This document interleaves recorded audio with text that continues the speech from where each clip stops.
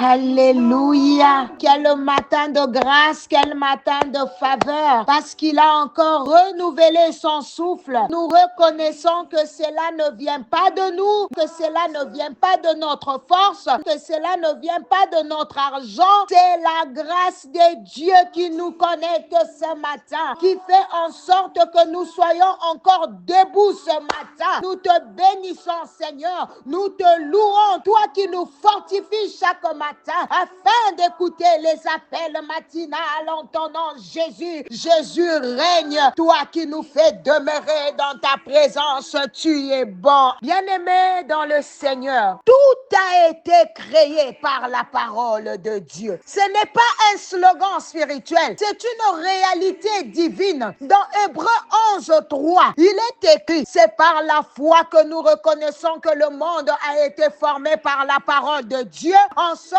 que ce qu'on voit n'a pas été fait de choses visibles. Est-ce que tu peux d'abord acclamer pour cette parole? Merci Jésus. Bien-aimé, la parole n'est pas simplement un son. La parole est esprit et vie. Comme le dit Jean 6:63. Elle a une capacité créatrice ou destructrice selon sa source. Devant la parole de Dieu, tout fléchit, tout s'effondre, tout est mis à nu. C'est pourquoi ce matin, je déclare avec autorité que toute parole de malédiction prononcée contre ta vie est annulée, rendue sans effet et sans pouvoir. Au nom puissant de Jésus, mon bien-aimé, réponds à la parole qui te combat. Ne reste pas silencieux devant les paroles de l'ennemi. Si quelqu'un parle contre toi, toi aussi, lève la voix et déclare la parole de Dieu. C'est ce que David a fait face à Goliath. Il n'a pas laissé les menaces de son adversaire pénétrer et agir dans sa vie. Dans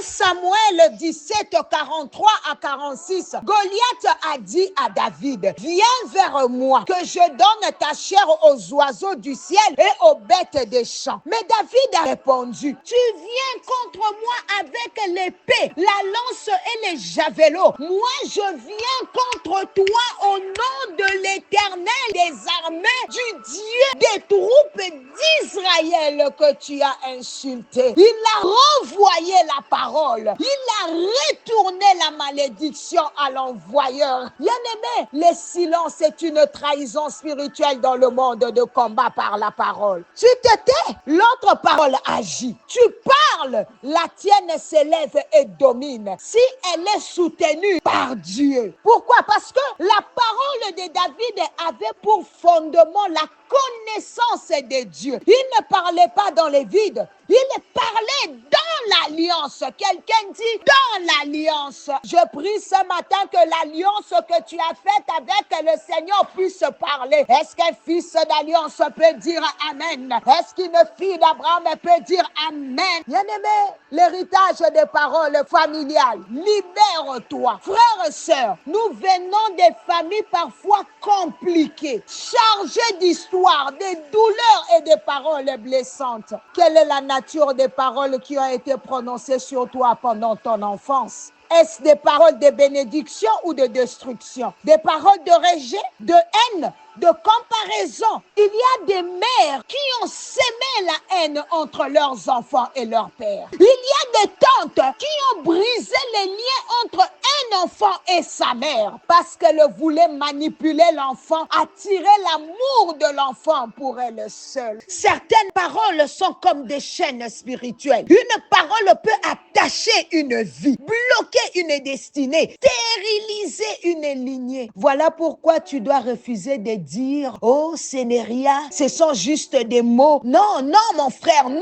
ma sœur. Les paroles sont des armes dans le monde spirituel. Proverbe 18:21 dit « La mort et la vie sont au pouvoir de la langue. Quiconque l'aime en mangera le fruit. » Tu vis aujourd'hui peut-être le fruit amer d'une parole ancienne que tu n'as jamais annulée. Laisse-moi t'annoncer cette bonne nouvelle qu'aujourd'hui c'est ton jour. Toute parole qui a été collée à ta vie, qui te fait vivre de répercussions, tombe tombe ce matin au nom de Jésus. Bien-aimé, quand deux paroles s'élèvent, c'est la plus puissante qui s'impose. Et la bonne nouvelle, c'est que la parole de Dieu écrase toute parole de l'ennemi. Est-ce que quelqu'un peut me donner un amen? C'est ce que Moïse a vécu en Égypte. Là, je suis dans Exode 7:12. Le bâton de Moïse est devenu serpent et a avalé les serpents de magiciens du Pharaon. Ce que Dieu dit sur toi, dévore ce que l'ennemi déclare contre toi. Quelqu'un dit au nom de Jésus. Mais attention, si tu ne parles pas, la parole du diable peut agir. Tu es resté silencieux quand on t'a traité d'incompétent. Tu n'as rien dit quand on a déclaré que tu n'arriveras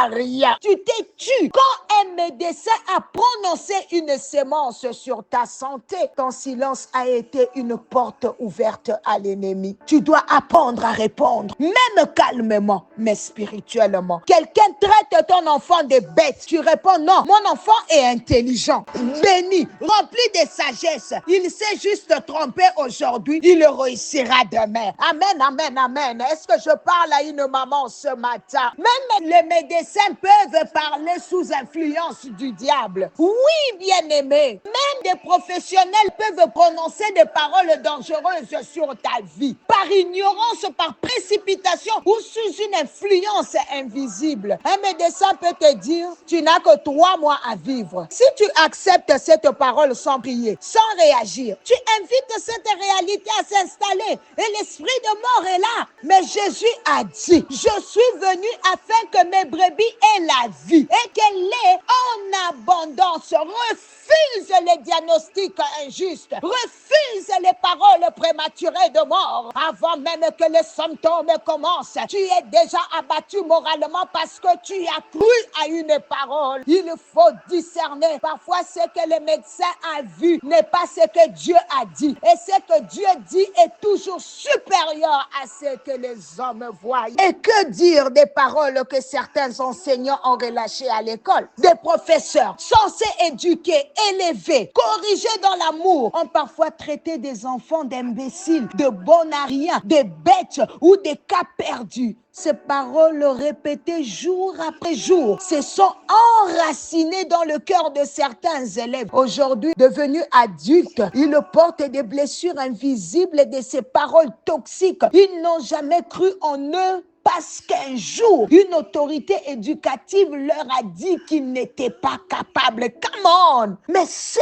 matin, nous déclarons que toute parole qui a dévalorisé ton intelligence, ta capacité, ton identité est brisée au nom de Jésus. Bien-aimé, ce que je suis en train de faire, ne pense pas que je perds mon temps. Le Saint-Esprit est en train d'agir dans ta vie. Réellement, il est en train de te délivrer de toute mauvaise parole qui a été dite sur toi et qui a affecté ta vie. Tu n'es pas ce que les hommes ont dit. Tu es une créature merveilleuse conçue pour exceller au nom de Jésus. Laisse-moi prier avec toi dans ces quelques minutes qui nous restent. Seigneur notre Dieu Tout-Puissant, ce matin, nous venons élever, Seigneur, nos voix avec foi. Allez, bien-aimé, commence à renverser toutes les paroles de malédiction. Tu t'es retrouvé dans cet appel matinal et tu as vu combien tu as laissé certaines choses agir en toi parce que tu étais resté silencieux. Alors commence à prier, à renverser les paroles d'échec, de maladie, de stérilité, de honte qui ont été prononcées contre toi, contre tes enfants, contre ta destinée. Commence à prier au nom puissant de Jésus. Nous déclarons que toute parole qui ne vient pas de toi, Seigneur, est annulée, brisée, détruite au nom de Jésus-Christ. Nous ne sommes pas ce que les hommes disent. Nous sommes ce que ta parole déclare. Une race élue, un sacerdoce royal, un peuple acquis. Et c'est là au nom de Jésus, Père. Restaure tout ce que des